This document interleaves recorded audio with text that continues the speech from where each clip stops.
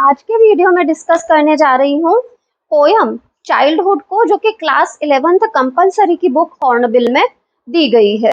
ये पोयम के अंदर हमारे पोइट ने बचपन की उस मासूमियत के बारे में बात की है, जो कि एक उम्र प्राप्त करने के बाद व्यक्ति स्वाभाविक रूप से खोता चला जाता है और इस दुनिया की लोभ, लालच और अन्य बुराइयों में लिप्त होता चला जाता है। मार्कस नटेन नॉर्वे के काफी फेमस राइटर हैं और उन्होंने एक बुक लिखी है, the book thief and the messenger. ये उनकी सबसे ज्यादा फेमस किताब है। उनका जन्म हुआ था 14 मार्च 1917 को। ये कुछ बेसिक बातें हैं हमारे राइटर के बारे में। अब बात करते हैं पोयम की। इस पोयम के अंदर वो बात कर रहे हैं बचपन की मासूमियत की। पोइट हमसे सवाल करके पूछता है, कब खो दी मैंने अपने बचपन की मासूमियत, अपने उस बचपने को, उस शुद्ध जीवन को कब खोया मैंने। वो सवाल करते हुए हमें ये एहसास दिलाने की कोशिश करते हैं कि कैसे इस दुनियादारी में हम आगे बढ़ते हुए अपने उस मासूम पक्ष को एक और करते चले जाते हैं। तो देखिएगा पोयम को। When did my childhood go? मेरा बचपन कब गया। When did my childhood go? Was it the day? क्या ये वो दिन था। I ceased to be 11, जबकि मैं 11 साल का नहीं रहा था।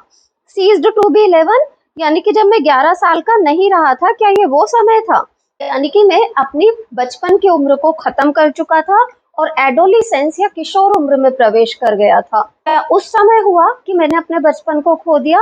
आज it the time I realized, क्या ये वो समय है जबकि मैंने महसूस किया दैट हेल एंड हेवन, कि स्वर्ग और नरक जो होते हैं ना, could not be found in geography, वो कभी भी ज्योग्राफी में या भूगोल में नहीं मिलेंगे। क्यों नहीं मिलेंगे? क्योंकि ये हेल और हेवन वो तरीका है जिससे मासूम लोगों को डराया जाता है कि उनके गलत कर्मों पर उन्हें नरक मिलेगा और अच्छे कर्मों पर स्वर्ग मिलेगा। जनरली बच्चों से इसी प्रकार की बातें करके उन्हें सही करने के लिए प्रेरित किया जाता है। तो पोइट कहता है, वो उम्र जब मुझे पता चल गया कि स्वर्ग नरक एक ज्योग्राफी में नहीं मिलता, या धरती पर कोई चीज नहीं है स्वर्ग नरक जैसी, and therefore could not be, इसलिए कभी नहीं हो सकते स्वर्ग नरक। वाज दैट द डे, क्या ये वही दिन था। नेक्स्ट स्टेंजा में वो आगे बोलते हैं, when did my childhood go. वापस से रिपीट करते हैं अपनी फर्स्ट लाइन को, when did my childhood go, मेरा बचपन गया कब। Was it the time I realized that adults were not all they seemed to be. Was it the time, क्या ये वो समय था। आई रियलाइज्ड, जब मैंने महसूस किया, क्या महसूस किया, दैट एडल्ट्स यानी कि वयस्क, बड़े लोग, were not all they seemed to be, वास्तव में वो नहीं है जो कि वो दिख रहे हैं, यानी कि जो दिखाते हैं वो नहीं होते हैं हमारे बड़े लोग। क्या ये वो दिन था। They talked of love and preached of love, बड़े लोग क्या करते हैं, बातें तो क्या करते हैं, बड़ी प्यारी करते हैं, प्रेम की करते हैं, और शिक्षा भी यही देते हैं कि प्रेम से रहे। प्रीच्ड यानी शिक्षा देना, ज्ञान की बातें करना। But did not act so lovingly, पर जब खुद के एक्ट करने की बात आती है ना, तो वो लविंगली एक्ट कभी नहीं करते। तो मैंने ये जान लिया, तो क्या वो समय था जबकि मैं जाना कि बचपन जा चुका है। But did not act so lovingly, was that the day, क्या ये वही दिन था जिस दिन की मैंने इस बात को जाना कि बड़े लोग दिखाते हैं कि प्यार से रहना चाहिए, परंतु वो कभी भी प्रेम के अंदाज में बात नहीं करते। फिर आगे वो हमसे सवाल करते हैं, वापस से रिपीट करते हुए थर्ड स्टेंजा शुरू करते हैं, when did my childhood go, मेरा बचपन गया कहाँ। Was it when I found my mind was really mine, क्या ये वो दिन था जबकि मैंने ये समझ लिया कि मेरा मन या मेरा दिमाग सिर्फ मेरा है। Really mine, इस दुनिया में अगर कुछ भी मेरा है तो वो मेरा दिमाग या मेरा मन है। उस दिन था क्या कि मेरा बचपन गया। To use whichever way I choose, तो इस दिमाग या मन को मैं जिस भी दिशा में चूज करना चाहता हूँ उस दिशा में यूज करूँ।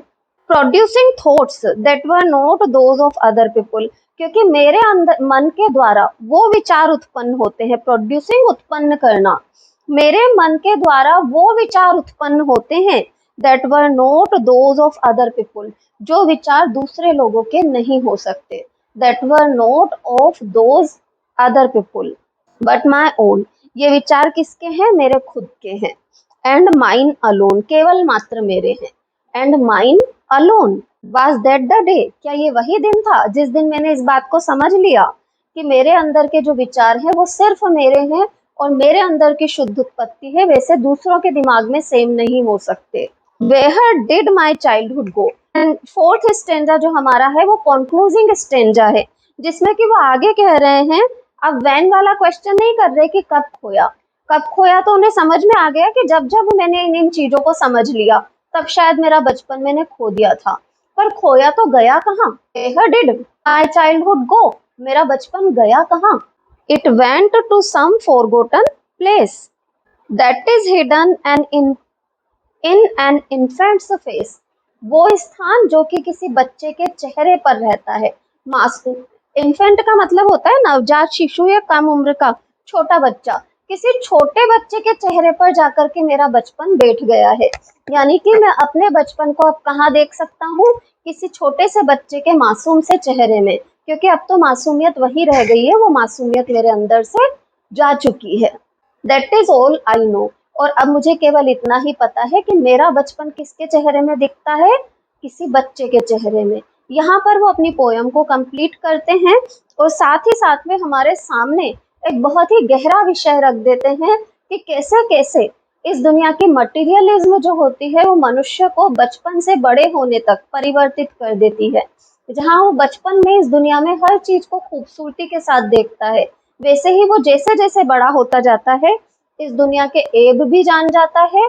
साथ ही साथ में अपने मन पर व्यक्ति का खुद का कंट्रोल है। थर्ड स्टेंजा में उन्होंने यही बात कही है कि मेरा जो दिमाग है वो मेरा है, इसमें जो विचार उत्पन्न होते हैं वो मेरे हैं, तो मैं जैसे चाहे विचार बनाऊं, यानी कि मैं चाहूं तो अपने मन पर काबू कर सकता हूं और अपने मन से अच्छे विचारों को उत्पन्न कर सकता हूं। जब मैंने ये समझ लिया उस समय क्या था, मैं बचपन खो चुका था, बड़ा हो चुका था। यानी कि मोरल साइड को समझना या मोरल साइड को पूरी विल पावर के साथ एक्सेप्ट करना मनुष्य के हाथ में है। इस बात को वो थर्ड स्टेंजा में जोर दे करके हमारे सामने रखते हैं। क्योंकि बड़े होते रहना जीवन का एक चक्र है, तो फोर्थ स्टेंजा में वो हमसे कहते हैं कि जब बचपन चला ही गया है तो गया कहाँ? गया कहाँ है? तो हम उस बचपन, उस मासूमियत, उस पवित्रता को कहाँ देख सकते हैं? एक छोटे से बच्चे के मासूम से चेहरे में देख सकते हैं। यहाँ पर वो अपनी पोयम को कंप्लीट करते हैं। पोयम का मेरा एक्सप्लेनेशन अगर आप लोगों को अच्छा लगा हो तो वीडियो को लाइक और चैनल को लाइक, सब्सक्राइब और शेयर जरूर करें। Thank you everyone.